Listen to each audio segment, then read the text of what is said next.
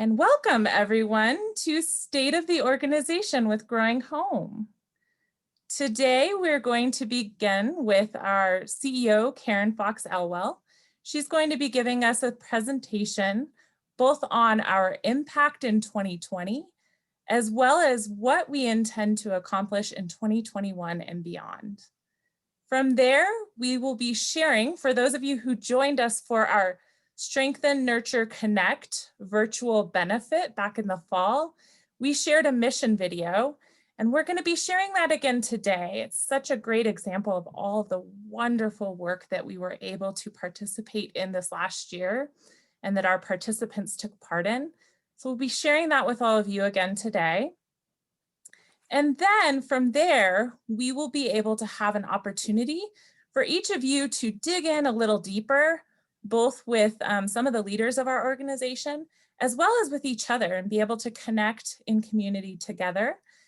From there, we'll come back to the big Zoom room, and we will take an opportunity to answer any additional burning questions you may have, as well as just reflect on the information that we have had the opportunity to hear tonight. So without further ado, I'm going to turn it over to our Chief Executive Officer, Karen Fox Elwell, to share our impact. Wonderful. Thank you so much, Miranda. And thank you so much to everyone for being here today with us this afternoon to hear about Growing Home and all of the amazing work of this past year and where we are. So as all of you know, 2020 has been quite the unprecedented year and really has been much different than we would have anticipated would have been the case about a year ago. And so it was very unprecedented in terms of the amount of community need that we experienced as an organization, that many of the families that we have historically worked with at Growing Home were some of the first that were impacted by the pandemic and some of the reduction in work hours and furloughs and layoffs that occurred. And so we saw an exponential increase in demand for our services.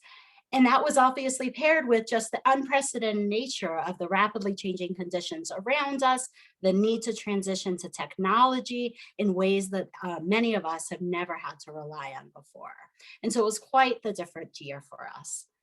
So to get us started, we wanted to start with a quick poll and talking about our impact. Many of you have joined us with different events throughout the year and know that our food access work really has been one of our main areas that we scaled up this year.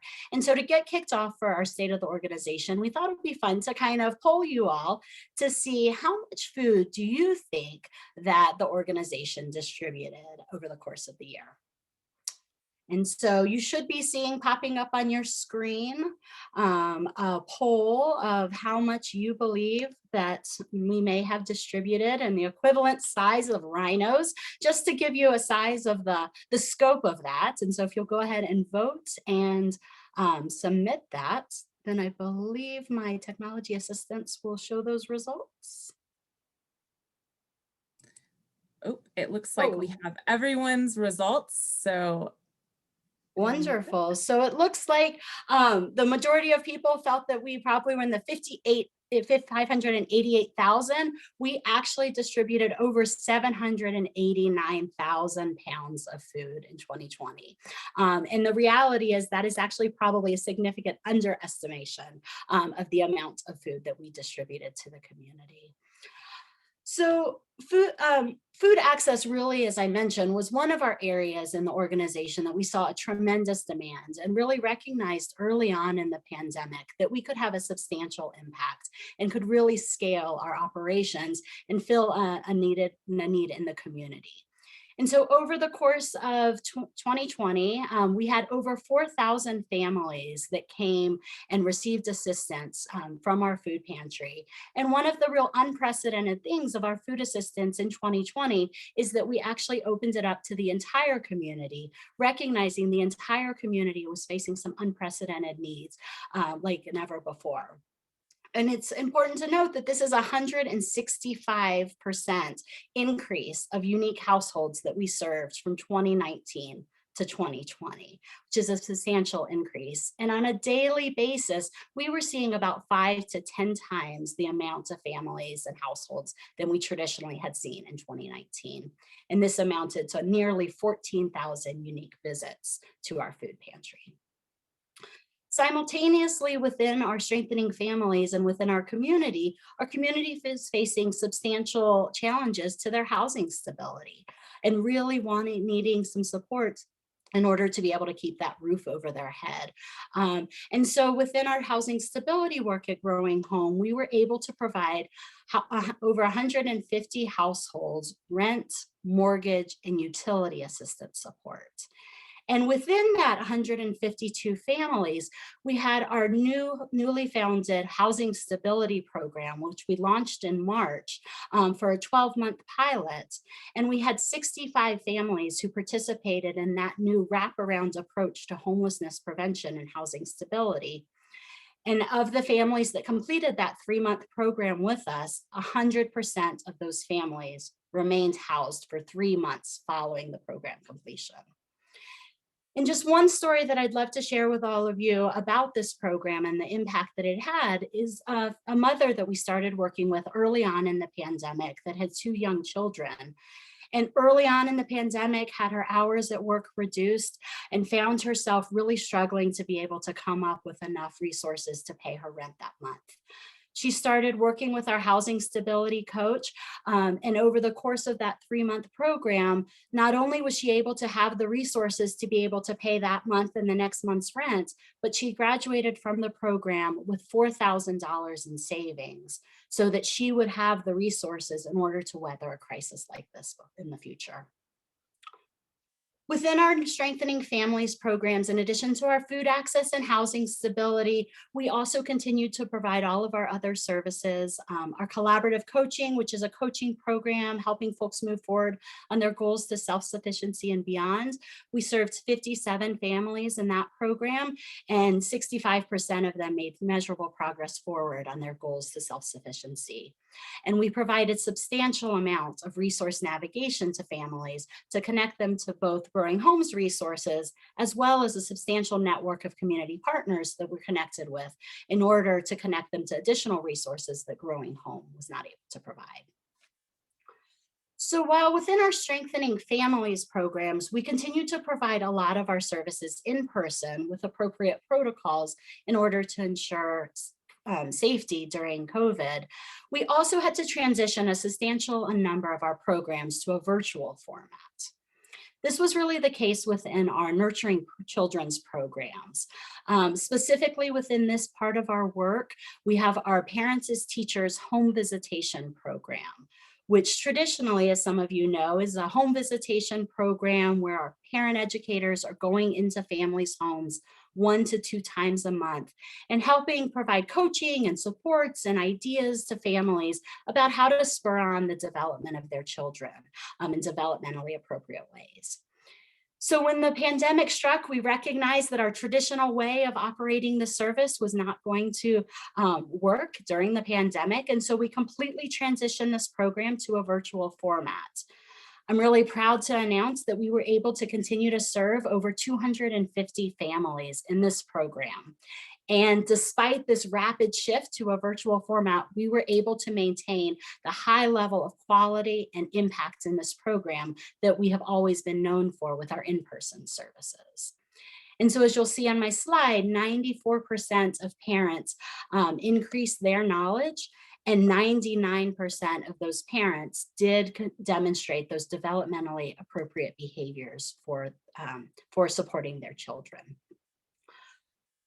Additionally, we have our Connecting Communities work. And so that is our community organizing and advocacy work, where we're really tapping into the leadership and the resiliency of our community and partnering with them for community level change. This part of our work also had to transition to a virtual format for most of our work. Although as we got farther into the pandemic, we were able to find some additional ways to continue to engage with this community that really was anticipating and really wanting to be in connection with their community in person. And we're able to bring them together in safe ways. One of the things we celebrated in this part of our work was the grand opening of our new community garden, El Jardín de Fe y Esperanza. And in partnership with the City of Westminster, we're able to create a much larger and substantial garden for the community that was able to produce over 400 pounds of produce, and a third of that was donated back to Growing Home to be distributed to the community through our food pantry. In addition to the community garden, we really had strong and consistent participant leadership throughout a variety of ways in the organization throughout the pandemic. Many of our participants continue to be strong volunteers and advocates within our food pantry, and ensured that at this time, when we really needed a lot more volunteers to help with our new ways of distributing food, that they became stalwart supporters and were here almost every day helping us to get that food into the community. Additionally, our participants really stepped up and did a lot of outreach to the community during this time and thinking about how to do it both virtually and in other ways. Our community members did outreach to engage the community in the census to ensure that our community was counted, and that would be taken into consideration. Additionally, our community members did a significant amount of outreach around a federal program called Pandemic EBT, which is an additional governmental resource for food security. And so our participants were trained on how to teach others in the community about how to access this vital support. So all of this impact would not have been possible without the substantial support of our volunteers and our partners and our contributors. So I thought it'd be fun to get all of you to kind of start thinking about, what ballpark do you think that a number of volunteer hours that we had that were contributed at Growing Home in 2020? So go ahead and submit your vote when you get a chance. And as those come through, wonderful. So many of you were correct, that 70% are correct, that we had over 13,000 hours donated and contributed towards our mission at Growing Home. And that is the equivalent of 7 full-time employees, which is so substantial to think about the amount of savings and the amount of time that was invested, the equivalent of 7 full-time employees. Going back to what I was talking about before of our participant leaders, also it's incredible to know that 23% of those hours, those 13,000 hours, were contributed by our program participants themselves. Also, over the course of the year, and many of you likely heard about the significant food drives that we did from our community and our community did for us. And so we were able to raise 50,000 pounds contributed towards our mission from the food drive done by the City of Westminster called the Westie Front Porch Food Drive, a food drive that the City of Thornton did, and a wide variety of other food drives that our other community members and community partners were able to do for us. 2020 was a year of partnership and really a year that we really needed to come together in community with a wide variety of partners in order to help us accomplish our mission. And so here you see just some of the many partners that we partnered with throughout the year. And there are so many more that we couldn't mention on this slide. But partnership really is a part of the core of who we are as an organization. We recognize that we need to bring together our entire community to share in the challenges faced in our community and in coming together for solutions. Additionally, in order to have this substantial impact, we also had to think and innovate a lot around our fundraising strategies, that all of the strategies that we had in place and were planning on to have in place in 2020, many of them needed to be adapted. It's also important to note that typically in a year of economic downturn, that it's actually an inverse relation that we tend to see in organizations like ours that are providing basic needs supports. And so all of the community recognizes during an economic downturn, it is an important time to come together and to have a meaningful impact in the community. And we are just so pleased that we were able to see that phenomenon take place in 2020. And our community really did come out in support of our mission and the impact that we are having. We ran a number of different campaigns, which was a new thing for us as an organization. We ran a Give Me Your Lunch Money campaign in the spring and a Response to Recovery campaign in the fall, that together those both raised over $50,000 in donations. And in December, we had our annual Colorado Gives Day campaign, and we had our best year ever and raised over $50,000 in that campaign itself. Additionally, we had to think about how we continued to stay engaged with and connected with our donors and ensure that you all were updated on all of the work that we were doing. And so many of you I know have participated in a number of the different events that we've had this year. And I really encourage those of you who might have missed one or more of these, they are all posted on our website. And so I recommend that you go and check out some of them. Our fireside chat was really our first way of trying to engage in this new format, wanting to update our community on all the work that we were doing early on in the pandemic and how that was really impacting our operations. We then launched into a series of 3 porch-side chats that were more of a deep dive into each of our impact areas of strengthening families, nurturing children, and connecting community. And it was a way to really hear more about that specific part of our work, engaging some of our program staff, sometimes our community themselves, to help explain the work that we do at Growing Home. And then in October, we had our virtual benefits, Strengthen, Nurture, Connect, where we were able for the first time ever to hold that. And that event helped us to raise over $100,000. And additionally, we were very active in fundraising from grants. We submitted over 100 applications over the course of the year, and we're really pleased to see the support of foundations, both ones that we had relationships with prior to the pandemic, as well as some new foundations that really decided to get behind COVID response. And also we're able to tap into $2.5 million of government resources from the city level to the state level to the county level and the federal level, both some existing contracts as well as the ability to tap into some of the CARES Act dollars specific for the pandemic. So in order to support all of this impact and all of the work that we did in partnering with our community to have this impact, we really needed to shore up and think about our operational support. And so first of all, in terms of COVID and all of the ever-changing knowledge of how to keep our participants and our staff and our volunteers safe, that we spent a significant amount of time really staying up to date on the guidance from CDC, from CDPHE, and developing our own Growing Home specific guidance, taking into consideration all of those experts and how we needed to adapt those for our operations to ensure that our staff, our volunteers, and our community remain safe during this time that we needed to provide in-person services. Alongside those COVID protocols that we needed to put into place, we wanted to make sure that all of our staff had the effective tools to do their jobs, whether they were in person and doing in-person services or whether they were working remotely.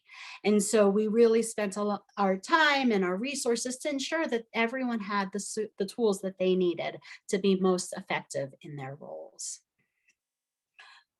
During this time, we were very mindful that we needed to support a Growing Home familia.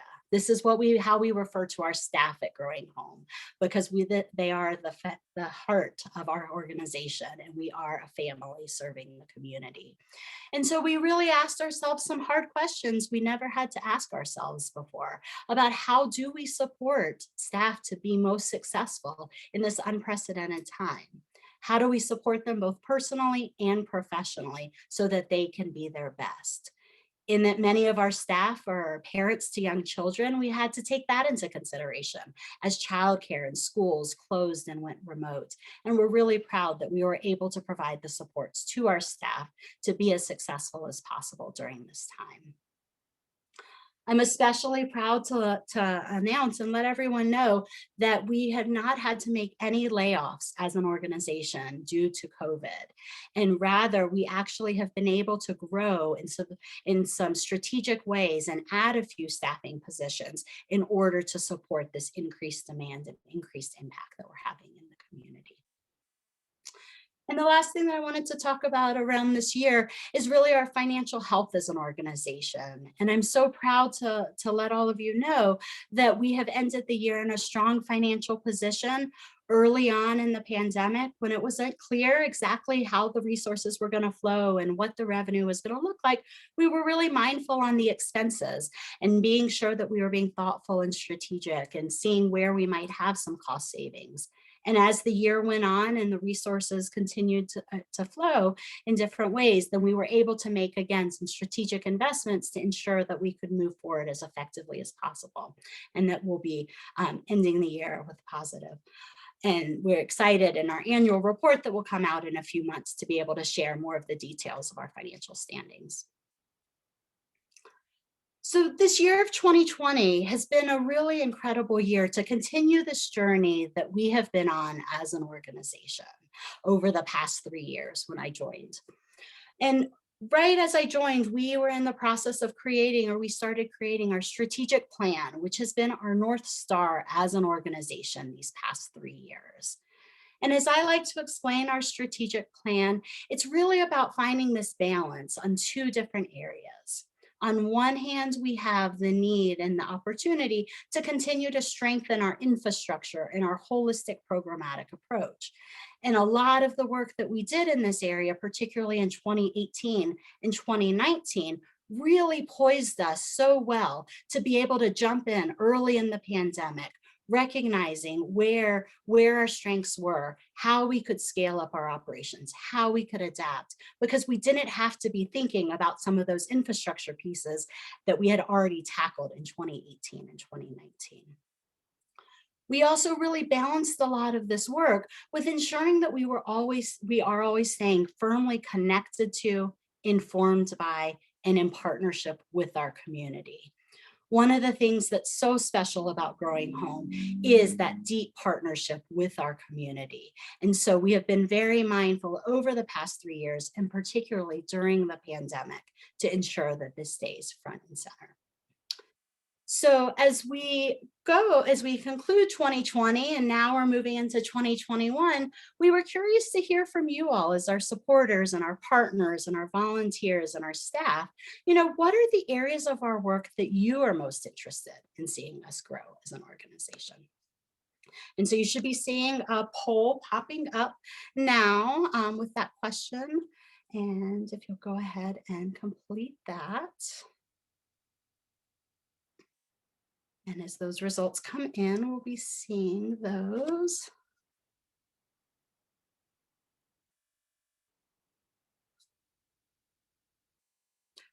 Wonderful. Not too surprising, being that we are a mission-based organization, that many of you are most interested in seeing our programmatic impact grow most.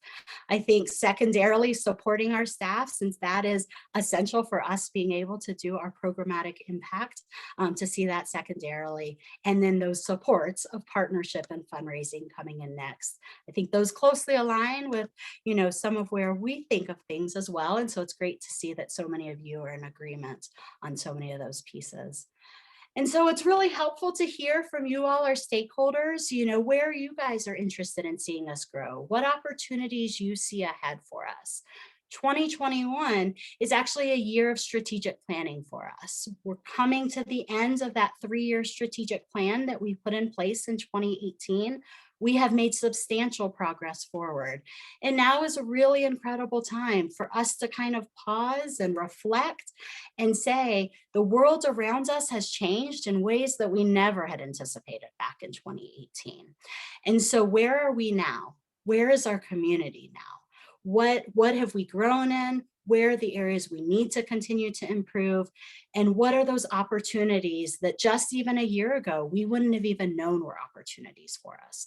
And so I look forward in 2021 to engaging with many of you and our different stakeholders and connected to the organization in different ways, and to hear from you all throughout our strategic planning process. We will take a lot of that information and then really come up with a strategic plan that will guide us for 2022 and beyond. And we're looking forward to unveiling that new plan in late fall of 2021. So in conclusion, I just wanted to share how proud I am of the Growing Home team for all of the team's resilience, perseverance, and their continued commitment to the community during really a challenging and unprecedented year for us. And secondarily, I want to let all of you, our volunteers, our partners, and our supporters just know how appreciative we are to each of you for your role in all of the hard work of 2020 and in trusting in us and in partnering with us to make this substantial impact in the community. And that all of this work together has really allowed for us to continue to work towards helping and supporting strong and resilient families and thriving and equitable communities. So once again, thank you so much for joining us today.